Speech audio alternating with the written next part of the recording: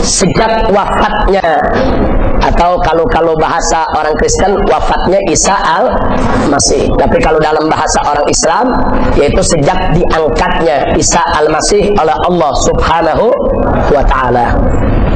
Nah sekarang sejak selesainya dakwah Nabi Isa dan pengikut Nabi Isa bertebaran untuk menyampaikan dakwah, yang selanjutnya terjadi penyimpangan-penyimpangan, penyelewengan, yang akhirnya lahirlah agama Kristen yang kita kenal saat ini.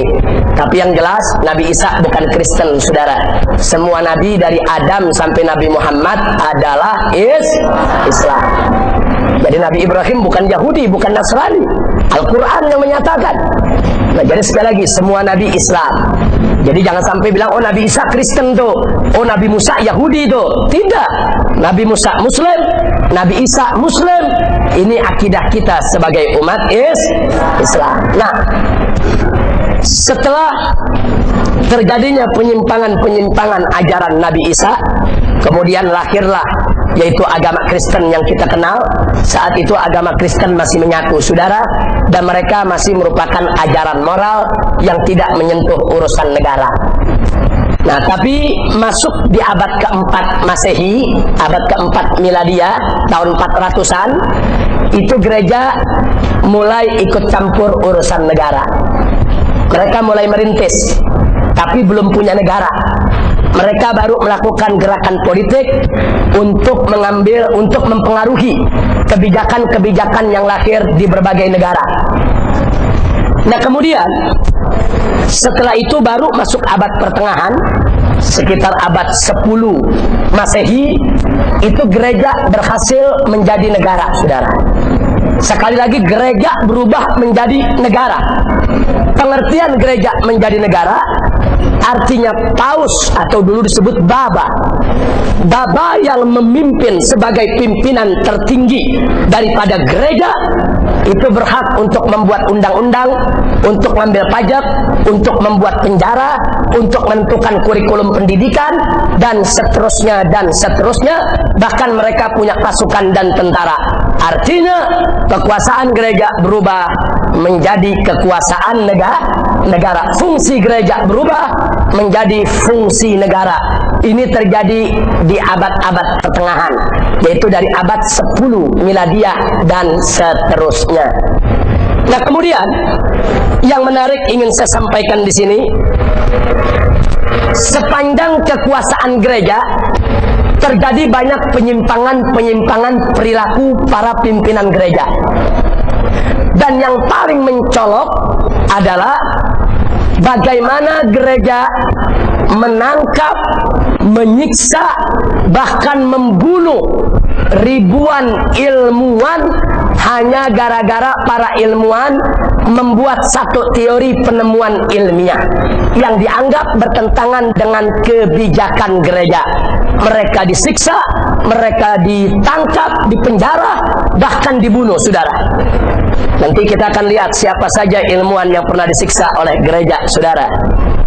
Nah, jadi tingkah laku ini membuat abad pertengahan di Eropa gelap. Artinya gelap, ilmu pengetahuan tidak maju di tengah-tengah mereka. Satu orang keluarkan teori ilmu pengetahuan baru, ditangkap oleh gereja, dipenjara, disiksa, dibunuh. Bahkan ada yang dibakar hidup-hidup, saudara. Dan ini real terjadi di sepanjang daripada abad pertengahan. Sampai-sampai di tahun 1616 Miladiah, itu gereja menerbitkan daftar buku haram dibaca oleh jemaat gereja di seluruh negeri, saudara. Nah, di antara buku yang dilarang baca, buku Kopernikus. Karena Kopernikus itu dianggap memiliki teori penemuan ilmiah yang bertentangan dengan kebijakan gereja.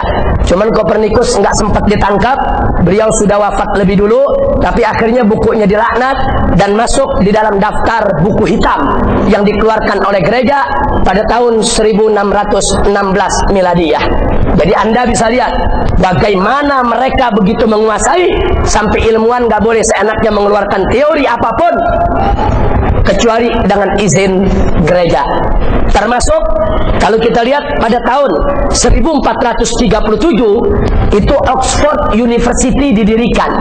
Ternyata Oxford University yang didirikan saat itu nggak bisa berkembang, nggak bisa mengembangkan daripada ilmu pengetahuan. Kenapa? Karena kurikulumnya harus tunduk kepada kebijakan gereja, saudara. Nah ini sebagai fakta sejarah. Nah akhirnya apa? Ini menuai protes. Aktivis-aktivis gereja yang cerdas, yang pintar, melihat ada penyelewengan dilakukan oleh gereja, tindakan-tindakan yang dianggap tidak manusiawi, mereka protes, saudara. Di antaranya bisa kita lihat yang memprotes kebijakan-kebijakan gereja saat itu ada Martin Luther. Itu sekitar tahun 1483-an di Jerman. Kemudian ada Rick Zwingli, itu dia protes kekuasaan gereja, itu beliau ada di Swiss. Kemudian ada John Calvin di Prancis yang juga memprotes daripada kekuasaan gereja yang berlebihan, yang pada akhirnya gerakan Martin Luther, Rick Zwingli dengan John Calvin melahirkan aliran baru yang kita sebut dengan aliran Protestan. Nah, jadi kenapa Protestan itu lahir? Dia protes, dia tidak terima, yaitu ajaran-ajaran gereja yang seperti itu. Termasuk Katolik mengajarkan pendeta tidak boleh kawin, ditolak oleh Protestan. Kemudian ajaran Katolik di zaman abad pertengahan mengeluarkan sertifikat pengampunan. Jadi barang siapa yang beli sertifikat, dosanya diampuni, saudara. Ini jadi kalau orang Islam sekarang ada yang begitu nih, niru-niru Baba Paulus ini. Nah, jadi ini terjadi, diprotes oleh Protestan, termasuk keberadaan patung Bunda Maria dan patung Yesus Kristus yang mereka sebut, yang diadakan di gereja-gereja Katolik, kemudian disembah, itu juga diprotes oleh Protestan sebagai penyembahan terhadap berhala. Akhirnya Protestan ini protes, termasuk ini yang kita bicarakan tadi, bahwa ilmuwan tidak boleh ditangkap dengan karena teori penemuan ilmiahnya, bahkan ilmu pengetahuan itu harus didorong. Nah akhirnya pecahlah kekuasaan gereja pada saat itu, yang akhirnya menimbulkan gerakan-gerakan Protestan makin lama makin kuat, makin lama makin kuat, sampai akhirnya lahir revolusi kebudayaan Prancis pada tahun 1789. Begitu terjadi di revolusi di Prancis, itu gereja dipinggirkan. Gereja urusi gereja saja, gereja urusi agama saja, urusan negara biar rakyat yang mengurusi, urusan ilmu pengetahuan biar ilmuwan yang mengurusi, gereja tidak boleh ikut campur. Nah ini yang dikeluarkan oleh hasil dari revolusi kebudayaan Prancis tahun 1789. Kemudian gereja marah luar biasa, saudara. Di tahun 1864 gereja mengeluarkan maklumat bahwa gereja punya kekuasaan mutlak atas urusan agama maupun urusan dunia. Jadi ini terjadi tarik menarik ini. Nah, tarik menarik sampai perang, saudara, bukan tidak. Nah kemudian baru pada tahun itu tadi yang saya katakan 1905, begitu Prancis sudah menjadi negara demokrasi yang kuat, akhirnya Prancis mengeluarkan undang-undang bahwa agama tidak boleh lagi dikaitkan dengan negara, mutlak harus dipisahkan. Jadi Prancis menjadi pelopor gerakan sekularisme, gerakan memisahkan agama dari negara. Ini disebut gerakan sekularisme atau yang kita sebut dengan gerakan sekuler. Nah begitu mereka jadi negara sekuler, orang ilmuwan mulai hidup tenang. Mereka menyampaikan teori-teori penemuan ilmu pengetahuan mereka. Akhirnya mulailah Eropa itu berkembang sampai saat ini, saudara. Itulah sebabnya kenapa negara Barat begitu mengagung-agungkan demokrasi, begitu mengagung-agungkan sekuler, karena mereka pengalaman waktu mereka buat negara agama Kristen maksudnya. Pada saat mereka membuat negara agama Kristen, di mana gereja yang berkuasa, ilmuwan mereka ditangkap, ilmuwan mereka disiksa, ilmuwan mereka dibunuh, mereka hidup dalam kebodohan, mereka pengalaman dan mereka trauma, saudara. Mereka nggak mau kembali ke negara agama lagi. Akhirnya itulah karenanya kenapa mereka mengagung-agungkan sekuler.